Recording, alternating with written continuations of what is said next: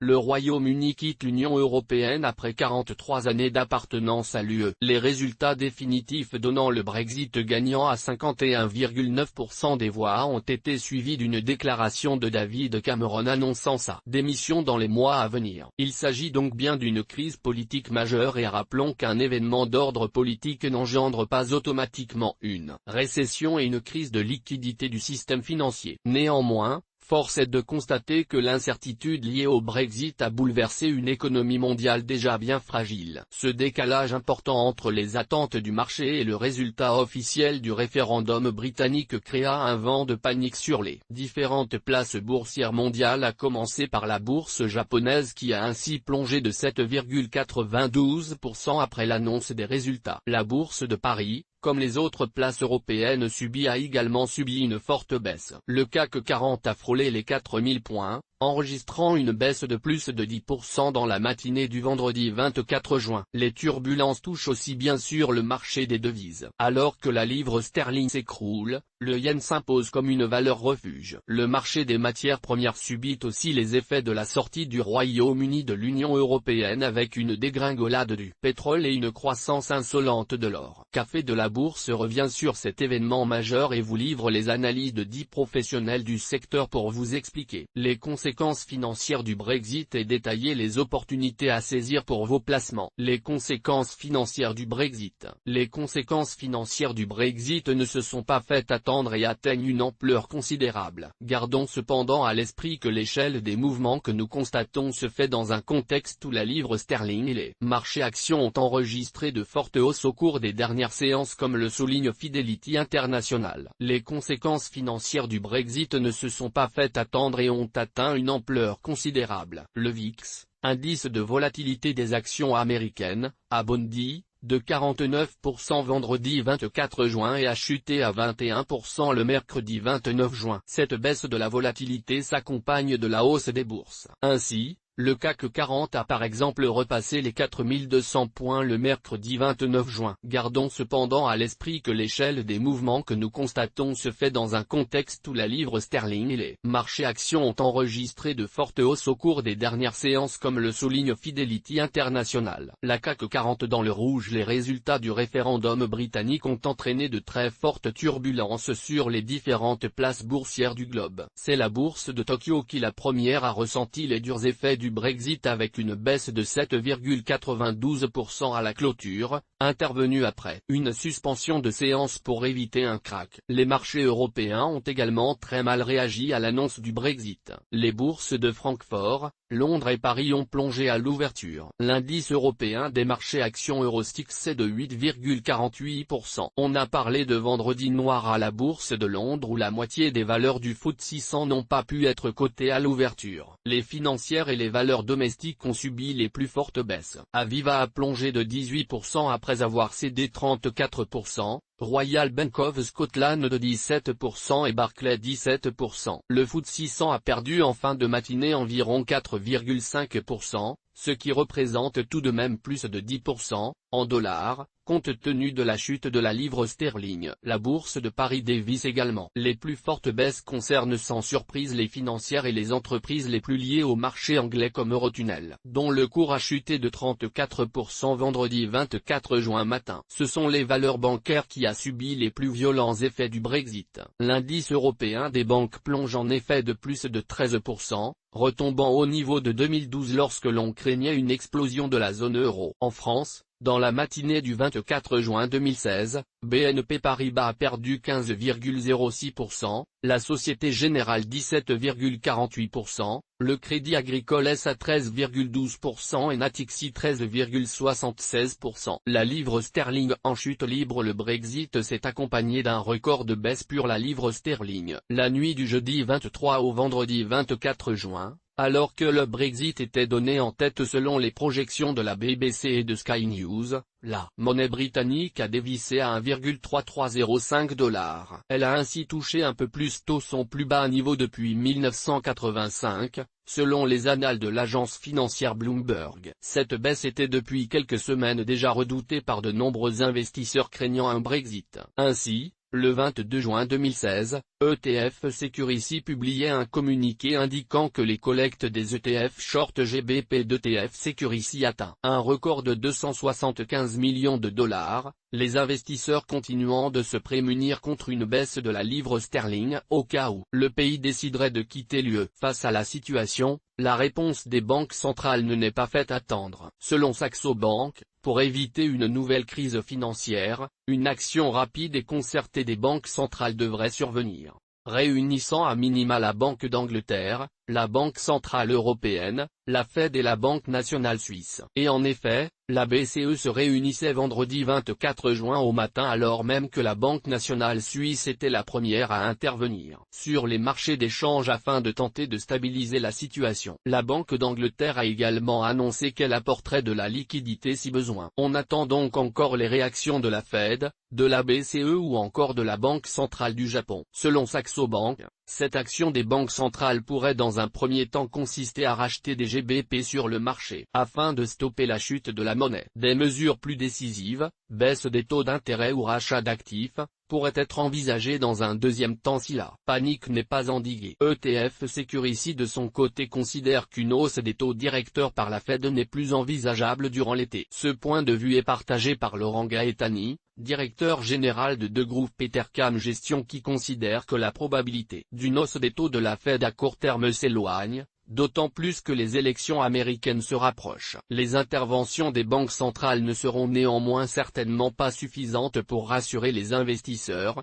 même si les banques centrales perdureront leurs actions sur le long terme selon Christopher Dembick, économiste chez Saxo Bank. Stephen Kreuzekamp, directeur des gestions de Deutsche Asset Management se veut lui plus rassurant, considérant que les banques centrales comme les gouvernements s'étaient activement préparés à une telle issue et qu'ils travailleront ensemble à faire tout ce qui est en leur mesure afin d'atténuer les chocs directs liés aux résultats de cette consultation. Même ton rassurant chez Cholet-Dupont ou selon Vincent Ganzi, directeur de la stratégie d'investissement, toutes les grandes banques centrales ont annoncé leur volonté de soutenir les systèmes financiers. Un risque systémique comme lors de la faillite de Lehman Brothers, est également écarté. Les actifs qui profitent du Brexit l'or, le yen ou encore le franc suisse sont des valeurs refuges sur lesquelles se portent les investisseurs. Tirent leur épingle du jeu. Ainsi, l'or a connu une hausse de plus de 6% depuis l'annonce du Brexit. Les investisseurs se tournent vers le précieux métal jaune et l'or a bondi de 4,10% à 1313 $ l'once vendredi 24 juin. Le Brexit provoque en effet une ruée vers l'or faisant remonter ce métal précieux à son plus haut niveau depuis 2 ans. Le yen japonais ou le franc suisse constituent également une valeur refuge et les investisseurs se tournent massivement vers les devises Nippon et Helvet pour se protéger des aléas du marché. Le franc suisse s'échangeait vendredi 24 juin au matin à 1,0764 francs contre 1 euro, après avoir touché 1,0624 à l'aube. La situation est à peu près identique pour le yen japonais qui certes de valeur refuge face à un dollar malmené sur le forex où il a chuté vendredi à la mi-journée à 99,04 yens, chose qui n'était pas arrivée depuis novembre 2013. Les conséquences et opportunités du Brexit sur votre argent. Quel impact sur l'épargne? Les livrets pour tous les produits d'épargne réglementés. Le Brexit ne devrait pas changer grand-chose. Inutile donc de s'inquiéter pour son livret A, son LDD ou son PEL. En effet, même si la Banque de France a reconnu ces derniers jours que les banques françaises pourraient être négativement affectées par les atteintes à la stabilité financière européenne résultant d'un Brexit,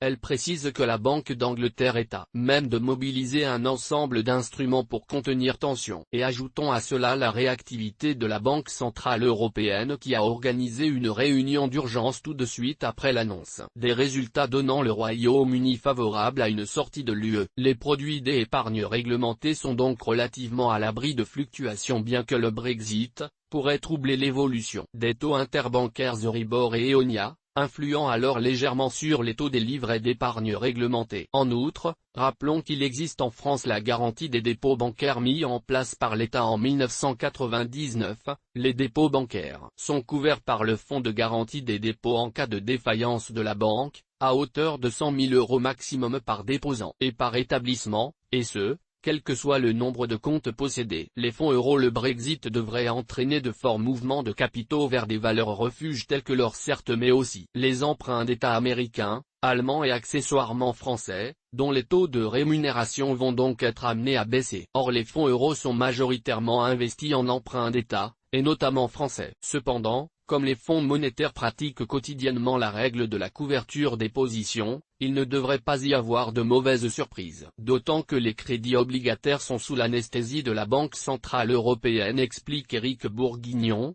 responsable des activités pour compte de tiers en France chez Swiss Life Asset Management. La baisse de rendement pourrait donc croître, mais les titulaires de fonds en euros ne doivent pas craindre pour leurs capitaux. En outre, rappelons qu'une assurance vie, en cas de défaillance de l'assureur, est couverte jusqu'à 70 000 €, quel que soit le distributeur, banque, courtier. Ce plafond passe à 90 000 € si le souscripteur perçoit une rente viagère. Quel impact sur les actions? Si vous possédez des actions, ou que vous avez investi dans des fonds via un PEA ou une assurance vie, vous vous posez sans doute des questions sur les turbulences provoquées par le Brexit sur les places financières et leurs impacts sur le cours de vos titres. Les actions cycliques, et particulièrement les financières et celles liées à l'énergie, devraient connaître les plus fortes fluctuations, tandis que les actions des sociétés liées au secteur de la santé et des services publics devraient constituer des valeurs les moins impactées. Cependant, avant de céder à la panique, il est bon de rappeler que les entreprises européennes détiennent des bilans particulièrement solides et l'environnement propice aux opérations capitalistiques se maintiendra, souligne Para Anand,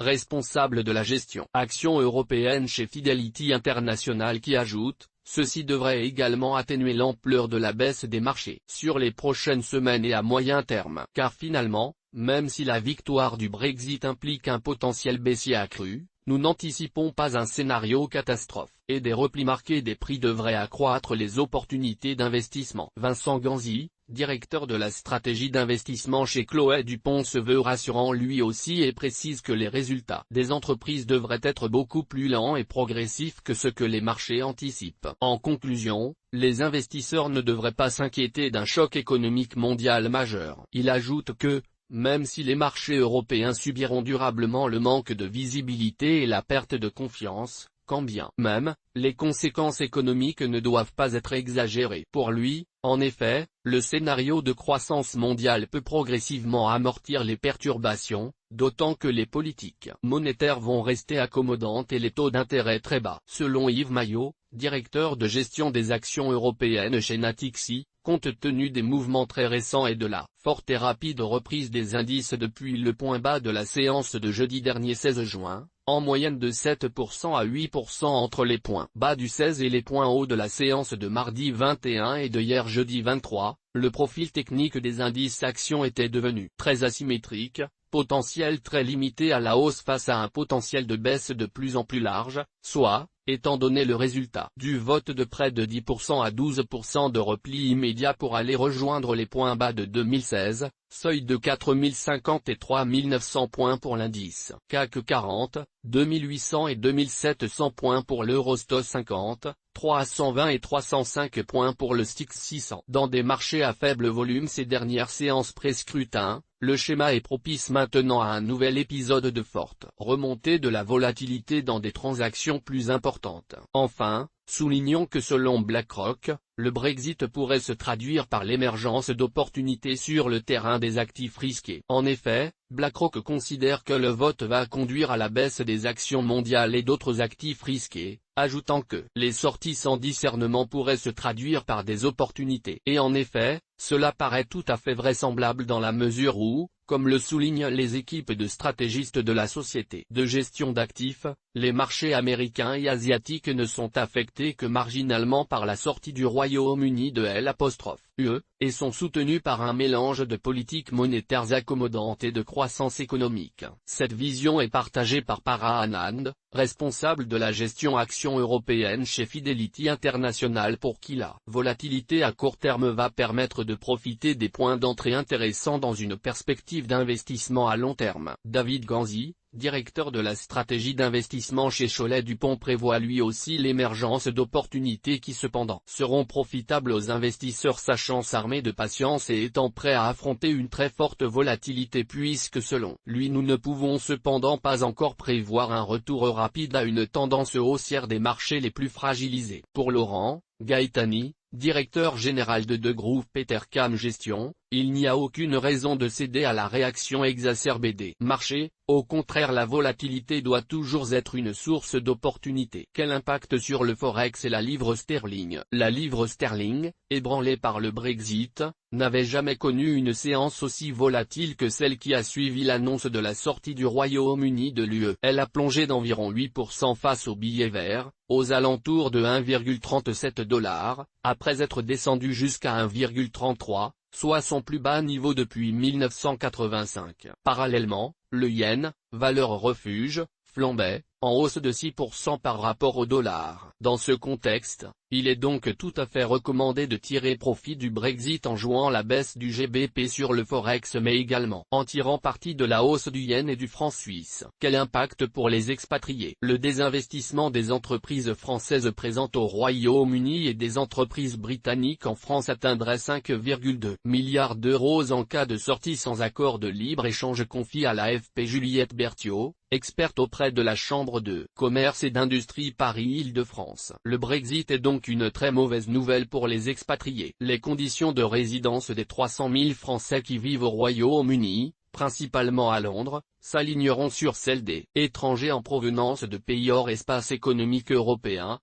avec l'incertitude de pouvoir y rester en cas de perte d'emploi. Les expatriés français pourraient alors être soumis à un certain niveau de revenus pour obtenir le renouvellement de leur permis de travail. Enfin, le régime de retraite, actuellement transférable d'un pays à l'autre, pourrait subir des modifications. Autre conséquence du Brexit pour les expatriés français, et non des moindres, la chute de la livre sterling pourrait bien compliquer leurs finances personnelles. Se protéger de la baisse de la livre est indispensable pour les expatriés français vivant au Royaume-Uni et qui rentrent fréquemment en France ou ont pour objectif d'y revenir prochainement. En effet, la dévaluation de la GBP face à l'euro amoindrit considérablement leur pouvoir d'achat sur le continent. Il serait alors judicieux d'investir dans des assurances-vie luxembourgeoises qui permettent d'avoir des comptes dans d'autres devises. Ces contrats luxembourgeois possèdent 3 avantages notables: ils fournissent une forte garantie de capital en cas de faillite des compagnies d'assurance, le triangle de sécurité, une réglementation fiscale adaptée aux expatriés, neutralité fiscale, ainsi qu'un vaste choix de supports financiers et de devises de référence différentes de l'euro. Les informations de Café de la Bourse, comme et de ses publications, sont données à titre pédagogique. Elles ne constituent en aucun cas des recommandations d'investissement. Le lecteur se doit d'étudier les risques avant d'effectuer toute transaction. Il est seul responsable de ses décisions d'investissement.